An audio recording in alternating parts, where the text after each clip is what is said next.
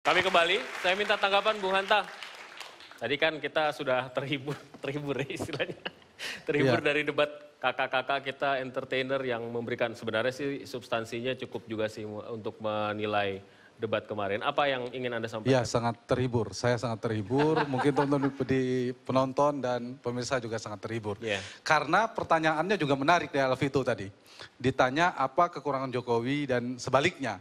Dan itu yang membuat menurut saya, bayangkan kalau tadi malam moderator membuka pertanyaan seperti Alvito.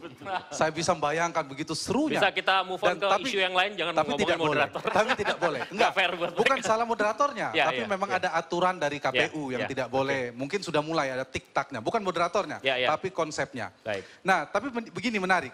Tontonan malam hari ini saya ingin mengkonfirmasi dari hasil survei kita terakhir Poltreking, hanya 25% dari pemilih yang baru tahu tentang visi misi Capres-Cawapres. Sementara 61% itu belum tahu sama sekali sebenarnya. Harusnya dibantu lewat itu. Sementara survei yang lain juga kita ajukan pertanyaan, apa hal yang penting, informasi terpenting dari pasangan Capres-Cawapres? 36% adalah soal visi misi program Capres-Cawapres dan 35% adalah rekam jejak. Jadi yang terpenting 2 poin, visi misi, program dan rekam jejak, itu yang harus dibedah. Saya agak bingung sebenarnya mengajukan pertanyaan apa dari tontonan 4 orang yang luar biasa ini. Nah, saya hanya ingin melengkapi apa yang ditanyakan oleh Alvito tadi. Untuk Mas Tantowi dan Mas Dhani, pertanyaan adalah bisa tidak membantu juga saya dan dari perspektif 2 orang ini, apa sisi kelebihan dari seorang Jokowi dan kelemahan Prabowo? Bisa. Mudah-mudahan bisa objektif. Bisa. Sebalik yang kedua, Mas Sis dan Mas Diko. Walaupun kita ragukan itu. Iya, saya berharap itu. Kita mau melihat objektivitas. Sini juga ya, apa keunggulan bisa Prabowo? Keunggulan dari seorang Prabowo dan sedikit kelemahan dari Jokowi menurut Anda secara jujur. Terima kasih. Silakan dijawab dulu. Sekarang kita mulai ke segmen santai ya, bukan segmen teriak-teriak. Karena suara saya sudah mulai habis. Kelebihan Jokowi di sini adalah dia itu bisa disebut media darling. Pak Prabowo bukan. Karena Pak Prabowo itu agak benci diwawancara dan agak kurang suka untuk hal-hal yang berbau pencitraan dan lain-lain.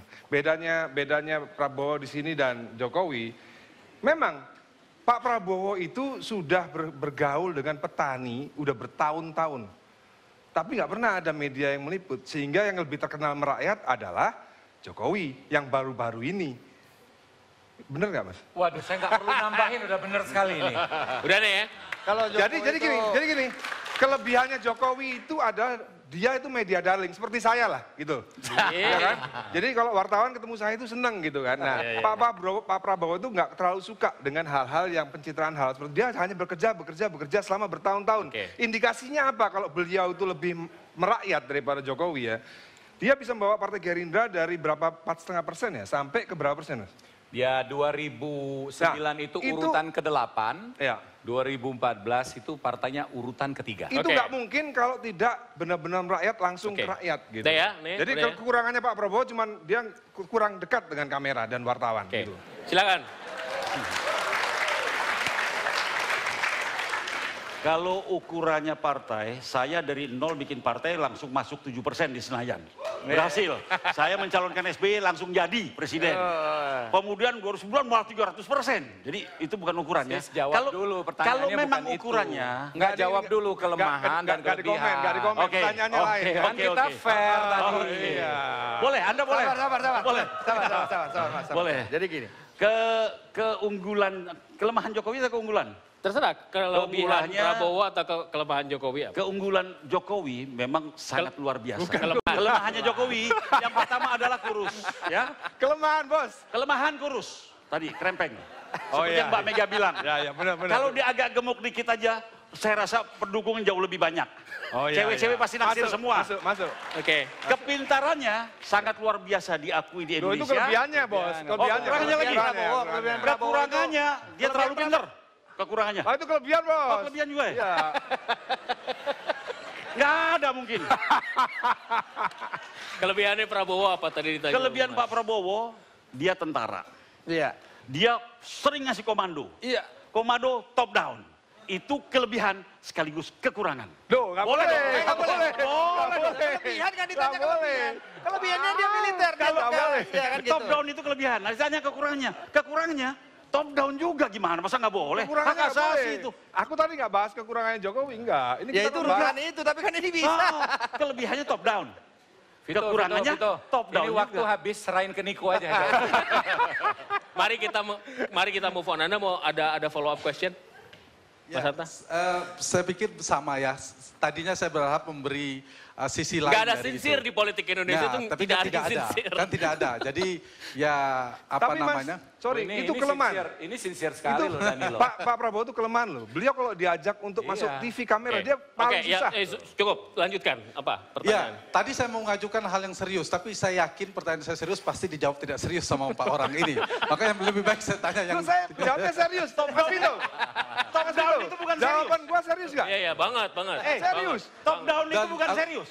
Dan Alvito paling ringan pekerjaannya malam hari ini, hanya duduk saja. Ini bentar lagi ada lagu-lagu, nanti kita nari bareng nih lama-lama. Apa gimana? Enggak, saya satu saja soal kartu dan bocor tadi. Ya. Yang bocor nanti, yang kartu dulu. Yang kartu ini agak serius lah sedikit. Itu kan ada kebijakan buat kartu pintar, buat kartu sehat, itu bagus luar biasa. Tapi kan butuh anggaran, APBN. Sementara kekuatan koalisi, misalnya menang lah katakan Jokowi JK, itu kan 36,9% kekuatannya. Nah, kalau kemudian di DPR betul sistem presidensil kan tidak bertanggung jawab langsung kepada rakyat. Tapi juga butuh untuk menyukseskan kebijakannya harus dukungan dari rakyat. Nah, harus 50% plus 1. Itu gimana kiatnya kira-kira dari tim Jokowi JK untuk menjawab itu? Kalau ini pertanyaannya apa sebentar? Ini pertanyaannya... Satu dulu barangkali biar fokus. Jadi gini, ini ke Enggak, ini saya kasih bonus. Kita break dulu, nanti dijawabnya setelah pariwara. Kami akan kembali sesaat lagi, tetaplah bersama kami.